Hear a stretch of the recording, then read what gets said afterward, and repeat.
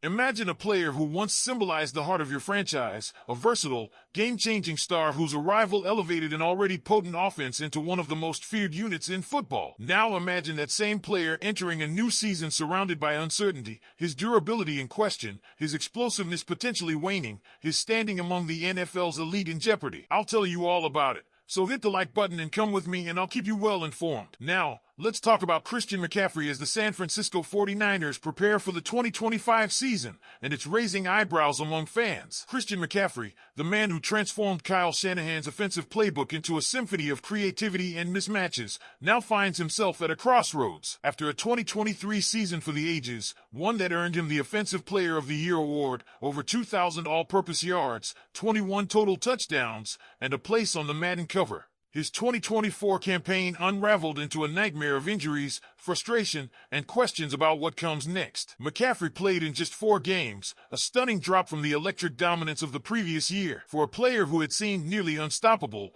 the decline was both rapid and alarming. The reality is hard to ignore. In 2024, McCaffrey dealt with a trifecta of issues: a lingering calf injury, bilateral Achilles tendinitis, and a knee injury that ultimately cut his season short after a promising return. In the span of one season, he went from leading the NFL in rushing to not finding the end zone a single time. From 272 carries and nearly 1,500 rushing yards in 2023 to just 50 carries and no touchdowns in 2024. A season so underwhelming, it mirrored the collapse of the entire 49ers team, who limped to a 6-11 finish. Now, McCaffrey is 29 years old, an age that traditionally signals decline for running backs, especially ones with the kind of mileage he carries. Let's not forget, this is a player who's been a workhorse since high school, a star at Stanford, a franchise player in Carolina, and the centerpiece in San Francisco. The wear and tear is undeniable. He's played 95 of a possible 132 regular season games throughout his career, missing roughly 28% of them. It's not just about games lost. It's about what those absences signal for his long-term viability. Brock Purdy, fresh off his contract extension, hasn't hidden how crucial McCaffrey is to his development and the offense's rhythm. He recently said,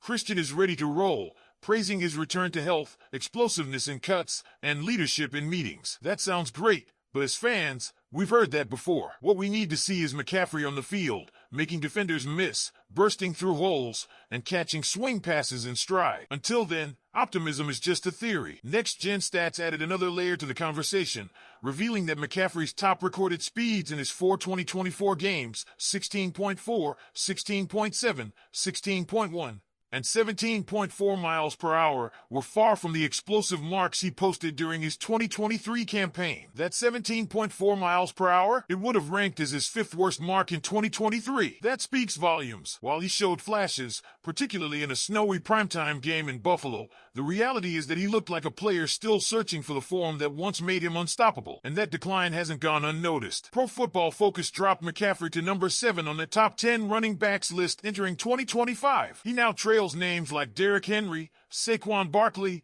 Bijan Robinson, and Jahmyr Gibbs. PFF notes his stellar 91 cumulative rushing grade over the past 3 years and the fact that he led all RBs in WAR, wins above replacement, in 2023. But they also cite 2024's injury-riddled campaign as a critical red flag. This is where things get interesting. McCaffrey's unique skill set, his ability to line up in the slot, run routes like a receiver, and serve as a safety valve for Purdy, still gives him an edge most running backs can't claim. But even that versatility won't matter if the burst, durability, and consistency aren't there. Running backs don't typically decline gradually, they fall off cliffs. And the 49ers, more than most teams, understand how quickly fortunes can turn. Now more than ever, the question must be asked, can Christian McCaffrey return to form and power this offense again? Or have we already seen the best of what he has to offer? One thing is clear, the 2025 season will answer that question decisively. And for a team that needs everything to click to chase a Super Bowl, they can't afford for their engine to sputter. Before we dig deeper into Nick Bosa's situation and what it means for this defense,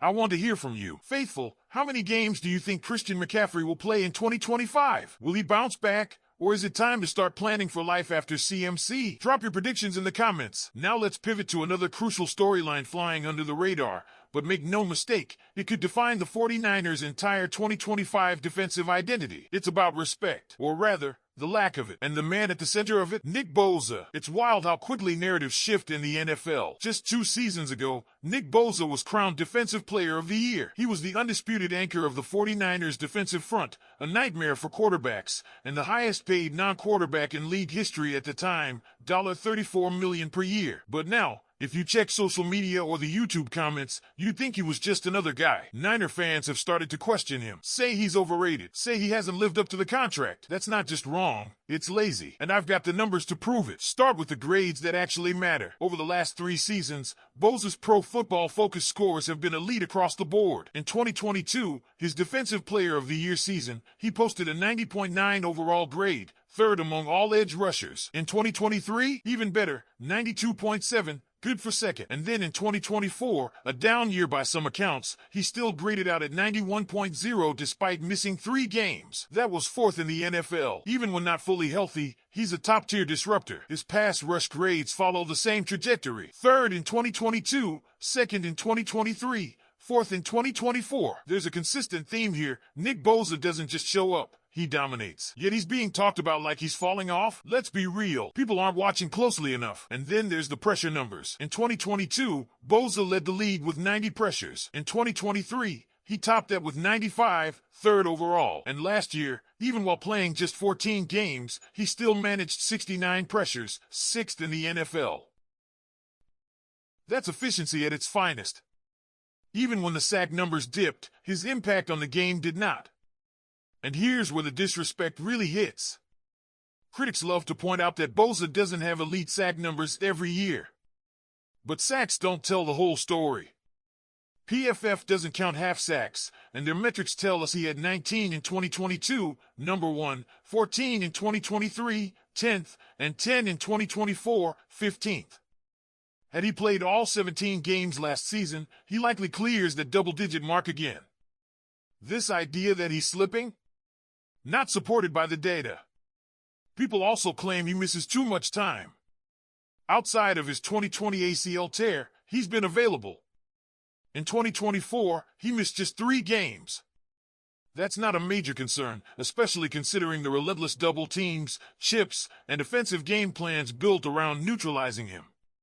And despite all that, Bosa still shows up. And let's talk help, or lack thereof. Name the elite edge rusher he's had across from him in San Francisco. You can't. D. Ford barely played. Charles Omenihu? Gone. Drake Jackson? Didn't pan out. Leonard Floyd? Solid, but not elite. Bosa has done it all while being the focus of every offensive line strategy. That makes his production even more impressive. Now, consider this. The edge rusher market has exploded.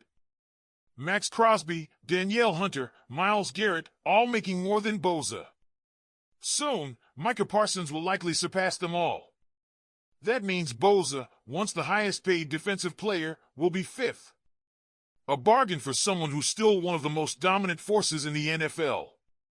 So Faithful, now it's your turn. Has Nick Bosa been unfairly criticized?